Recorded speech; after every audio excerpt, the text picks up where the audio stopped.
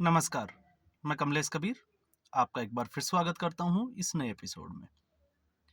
आज के इस एपिसोड में हम बात करेंगे कांग्रेस पार्टी। कांग्रेस एक ऐसी पार्टी बन गई है, अगर वो किसी राज्य में जीतती है तो भी कांग्रेस पार्टी के टूटने की पूरी आशंका रहती है, और अगर वो उसकी हार होती है तो भी उस जगह पे जो है वो कांग्रेस पार्टी के टूटने की पूरी आशंका बनी रहती है। और अब हरियाणा के विधानसभा चुनाव के बाद कांग्रेस पार्टी अब जिस हाशिए पर खड़ी है, उससे अंदाजा यही लग रहा है, क्योंकि इस पे हरियाणा के विधानसभा चुनाव परिणाम से पहले भी हमने बात की थी कि कांग्रेस पार्टी हरियाणा को जीतेगी नहीं जीतेगी ये बाद की बात है, लेकिन उससे पहले 3 राज्यों में जहां सरकार है वहां कांग्रेस पार्टी कटघरे में खड़ी है। और इसके अलावा मैंने एक वीडियो में और बात की थी कि महाराष्ट्र में कांग्रेस पार्टी जो है वो कर्नाटका का जो मैनिफेस्टो था उसके ऊपर विचार करेगी, क्योंकि जीत का फॉर्मूला वो कर्नाटका से देखेगी। और अब स्थिति यह है कि कांग्रेस पार्टी उसी जगह पहुंच गई है जिसकी हम बात कर रहे थे। कल जिस तरीके से एक मीटिंग हुई कर्नाटका में कांग्रेस पार्टी की, उस मीटिंग में खास तौर से आपको पता ही चल गया होगा, डीके शिव कुमार और मल्लिकार्जुन खड़गे। डीके शिव कुमार ने उस कमेटी में एक प्रस्ताव रखा और वो था कि जो शक्ति योजना है उसका रिव्यू किया जाए। बस इतना कहने की देर थी और मल्लिकार्जुन खड़गे वो नाराज हो गए और उन्होंने सीधे तौर से कहा कि जो भी योजनाएं बनाई जाती है उन योजनाओं को बनाने से पहले या लोगों के सामने जो है वो पेश करने से पहले आपका बजट उसके लायक है या नहीं है, उस पर विचार जरूर करना चाहिए। अब इसके जो है वो तरह तरह के मतलब निकाले जा सकते हैं, लेकिन डीके शिव कुमार, जहां तक मुझे लगता है, उनका भी जो कहना है वो सही है और मल्लिकार्जुन खड़गे उनका भी कहना जो है वो सही है, लेकिन सीधे तौर पे नुकसान जो है वो कांग्रेस पार्टी को है।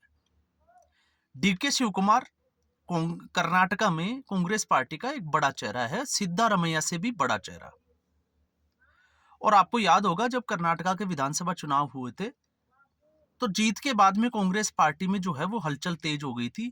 डीके शिव कुमार की नाराजगी साफ तौर से देखी गई थी और उस वक्त हमने बात की थी कि डीके शिव कुमार दूसरे सचिन पायलट नहीं बनना चाहेंगे, लेकिन डीके शिव कुमार को दूसरा सचिन पायलट बनाया गया।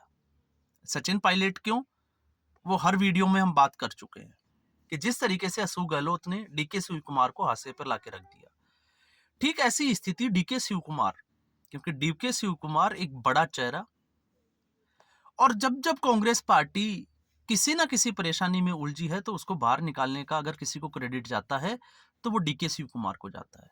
और खबरें यहां तक थी कि चुनाव के समय जब कांग्रेस पार्टी के लिए चुनाव के लिए या खर्च करने के लिए, प्रचार के लिए पैसे नहीं थे, तो उस वक्त डीके शिव कुमार ने अपनी तरफ से कांग्रेस पार्टी के लिए पैसे खर्च किए थे, क्योंकि डीके शिव कुमार लगभग 1500 करोड़ के आसपास की संपत्ति जो है वो उनके हलफनामे में बताई गई है, 1435 करोड़ के आसपास। और उसके बाद में विकिलीगा जिस समुदाय से वो आते हैं, उस समुदाय के लोगों का जो है वो वोट एक तरफा लेके, और कर्नाटका में अगर कांग्रेस पार्टी को जीत मिली है तो उसके अकेले जो दावेदार माने जाते हैं वो है डीके शिव कुमार। और डीके शिव कुमार ने इतना कुछ होने के बाद में भी कांग्रेस पार्टी का साथ नहीं छोड़ा। लेकिन कर्नाटका में जिस तरीके से कांग्रेस पार्टी ने 5 गारंटियां दी थी, 5 गारंटियां थी कि हर घर में जो है वो 200 यूनिट बिजली फ्री दी जाएगी।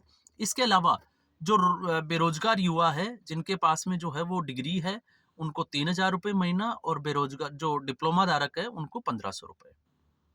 महिलाओं के लिए अलग से जो है उन्होंने एक योजना बनाई कि 2000 रुपये जो है वो महीने दिए जाएंगे भत्ता, और महिलाओं के लिए बसों में फ्री की यात्रा। और इसके अलावा एक और जो उन्होंने वादा किया था वो था 10 किलो, क्योंकि 5 किलो अनाज जो है वो केंद्र सरकार की एक योजना थी, उसके ऊपर ब्रह्मास्त्र चलाने की कोशिश की थी। 10 किलो जो है वो अनाज।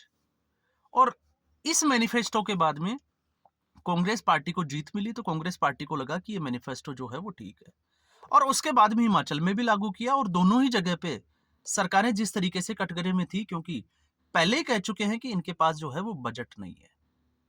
और जब कांग्रेस पार्टी जीतकर सत्ता में आई तो उस वक्त सिद्धारमैया ने भी बोला था कि आते ही जो है वो जैसे ही सत्ता में आएंगे ये पांचों गारंटियां जो है वो लागू कर दी जाएगी। लेकिन उसी वक्त एक रिपोर्ट आई थी कि ऐसा करेंगे तो ऐसा करने से जो कर्नाटका का जो बजट है उसका लगभग 21%, यानी कि 60,000 करोड़ रुपए जो है वो वित्तीय घाटे में और जुड़ जाएंगे।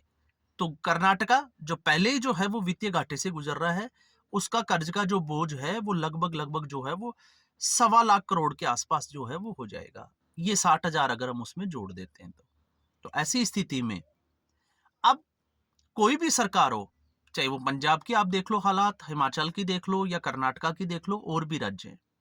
और ऐसा नहीं है कि कांग्रेस पार्टी, आम आदमी पार्टी की स्थिति देख लो। अभी एक इंडियन एक्सप्रेस की एक रिपोर्ट आई और इस रिपोर्ट में साफ तौर से कहा गया कि दिल्ली तक आते आते, दिसंबर तक आते आते दिल्ली में जो है वो खजाना खाली हो जाएगा।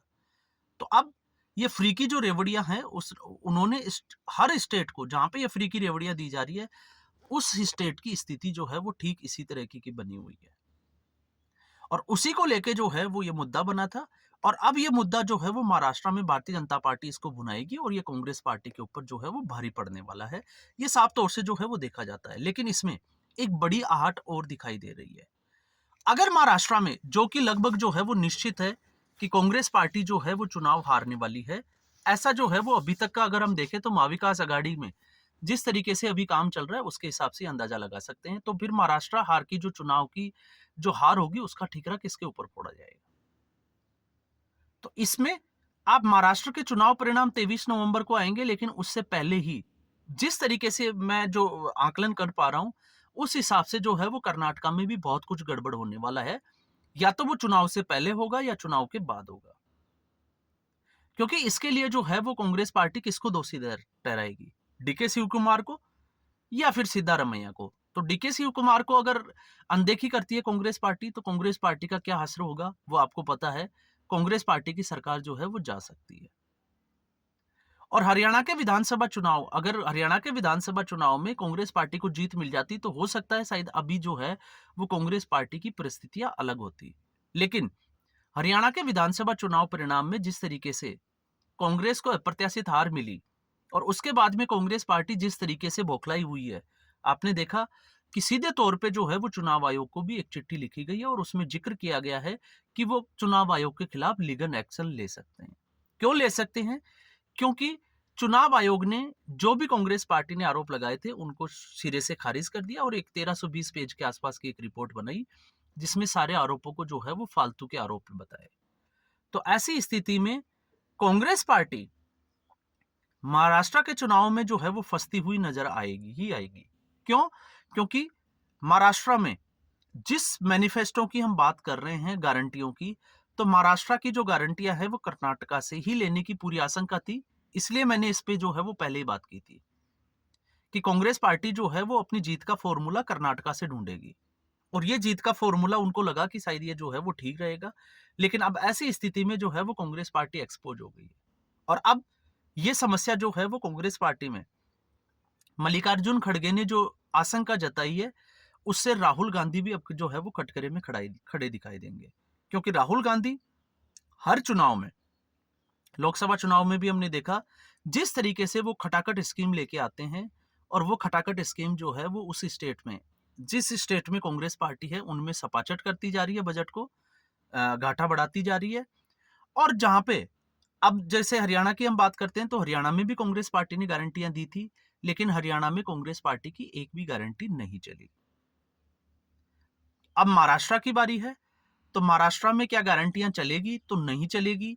इसके पीछे जो है वो महाराष्ट्र का जो चुनाव है जो बिल्कुल बदल चुका है, वैसे खिचड़ी नजर आ रहा है। लेकिन हरियाणा के विधानसभा चुनाव परिणाम का असर इस तरीके से आ गया कि अब जो है वो महाराष्ट्र का चुनाव उसमें ही हम देखते हुए नजर आ रहे हैं कि वो वहीं जा रहा है जहां उसको जाना चाहिए था।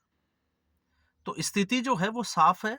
लेकिन इस स्थिति की आशंका जो अगर मैं लगा पा रहा हूं तो वो ये है कि अब जो है वो इसका असर कांग्रेस कर्नाटका पे पड़ेगा। गुटबाजी होगी, आरोप लगाए जाएंगे एक दूसरे के ऊपर और इन आरोपों का असर जो है वो साफ तौर से देखा जाएगा, क्योंकि मल्लिकार्जुन खड़गे कांग्रेस के राष्ट्रीय अध्यक्ष है और डीके शिव कुमार, कर्नाटका में अगर कांग्रेस के कोई पुरोधार है तो वो डीके शिव कुमार है। क्योंकि जब मेरा जन्म भी नहीं हुआ था शायद उससे भी पहले से जो है वो राजनीति में है।